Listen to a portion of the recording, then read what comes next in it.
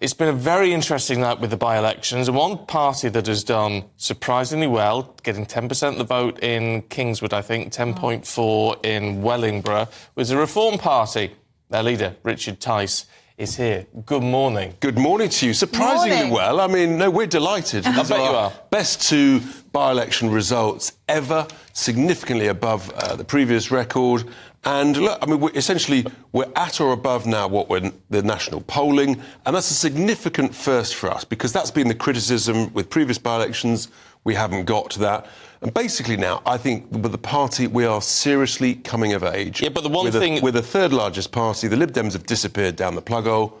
And we're heading north, Stephen. Yeah, but what you've done, in Kingswood particularly, is you've proved Rishi Sunak's point, haven't you? A vote for reform is a vote for Keir Starmer. We're putting forward our policies. It's not our job to help the Tory party. Our job is to put forward different policies that we believe, frankly, will save Britain. I've been predicting the recession that was announced yesterday since the beginning of the year. I was right on that. You can't grow an economy with the burdens of record-high taxes, record-high wasteful government spending, mass low-skilled immigration and the vast cost of net zero. And I've been saying this, and sadly, I've been proven right. And that's the policies that we're going to put to the people with a completely different plan. And we say this is the only way you can grow the economy and get the country back on track.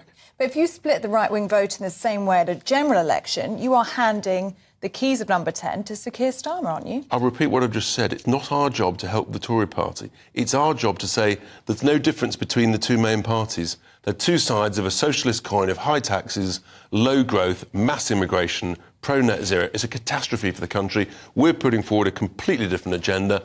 And we hope more and more people will vote for us from any party or no party. But what's the ultimate goal? And it's the sort of question we put to the Lib Dems over the decades, actually, now. Is it what do you actually hope to achieve? Is it about influence or is it about forming government? Because you say, great results for you, 10%, 10.4%.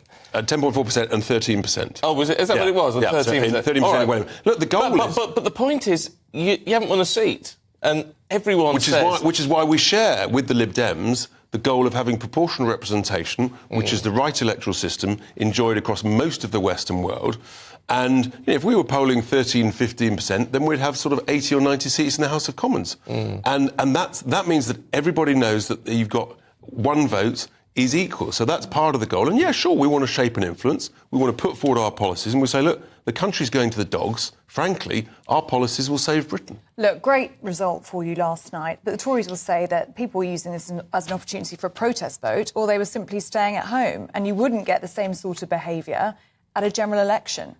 And they would say that, wouldn't they? Look, the reality is people are not voting... But there's some truth in that, is there not? The way that people voted yesterday and last night is not the same way they voted at a general election. I disagree. Actually, I think people are realising that they're tired, they're old, they're toxic, they've had their chance, they've blown it. Frankly, they should stand aside now, having messed up. Let me take on Keir Starmer head-to-head. I beat him hands down. Oh, very interesting. That would be an interesting You've got to be bullish debate. in politics, you've got to be optimistic, and I've got loads of it. But if what you want to do is change the political landscape, if because of this, and there's a very real possibility of this, that the Tory party turns round and says, look, Mr Tice, we're going to adopt some of your policies on this, particularly when it comes to things like immigration and what have you. We're going to move in that direction ahead of the publication of our manifesto. Would you then do what happened last time, which is step down a load of seats? They had their chance. No one believes a word they say anymore. They said that last time. We fell for it. We now regret it. We're not falling for that nonsense again. No one trusts them. They know they won't deliver. So we're saying these are the policies, this is the right thing. And there are certain key things, like on net zero, where we are poles apart from the Tory party. I wanted to ask you about your plan to have a candidate, a Reform UK candidate, in every seat at the general election. And we saw this week with the Labour Party, didn't we, and Azhar Ali, the problem with the vetting process. How are you possibly going to vet that number of candidates in every single seat in this country? Because we've been doing it for about a year already. So if you look at our website, we've got about 400 candidates already on there. We've got about 300 going through the process. And, yeah, you have to do it. And inevitably, someone somewhere out of 630 will say or write something daft. It's a fact of life. And you then have to quickly assess it. And you've seen it with the Labour Party. You see it sometimes with other parties. And you then make a quick decision. You know, was it beyond the pale? If so, you've got to say, thank you very much, but you're done, you're out of it. And we're very clear on that. So, but we've got a good vetting process, and we're growing every couple of weeks. There's more people being added to our list. So we're ready. Wherever there's an election in May, the summer, or the late autumn, we'll be ready, and we're standing 630. And there's no deals with the Tories. We've done that before. Never again. I still wear the scars on my back. What do you say to those people? And there are plenty of them who say, right, they might like what you seem to stand for, but it's all not quite, but almost single issue.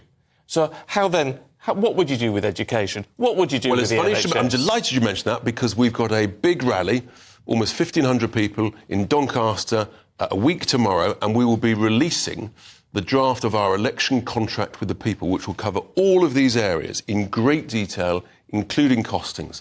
So you've just got to wait, 8 days to try and do the maths, and then that will all be put out there. So we'll be the first party out there. We're not calling it a manifesto, because they all break their promises in manifestos. We're calling it an election contract with the people. A draft election contract. So it gives you a little bit room for manoeuvre before the date's called.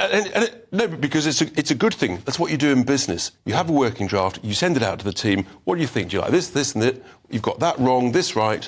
And that's a very business-like way of doing it. All right, well, in terms of that business, you did say, it's costed. Is it absolutely costed? Because it's one thing we keep hearing from Labour, because they've fallen foul of this before. Yes, our manifesto will be fully costed. Yeah, ours is costed. We've got a range of economists and advisors on it. And look, different economists will disagree. And sometimes it depends which models you do. Do you use the HM Treasury model, or do you use different models? We're looking at a range of stuff. So people agree with some of the numbers, they'll disagree with other of the numbers. But in a sense, by doing it as a working draft, that's actually a good thing. You're saying, look, we're not perfect, but at least we're putting it out there, and then people can comment which bits they like and which they don't like. Yeah, let the people decide. Absolutely. Well, that's what democracy's about. We're all for that at GB News, that's for sure. Richard Tice, really good to see you. Thank you very much indeed.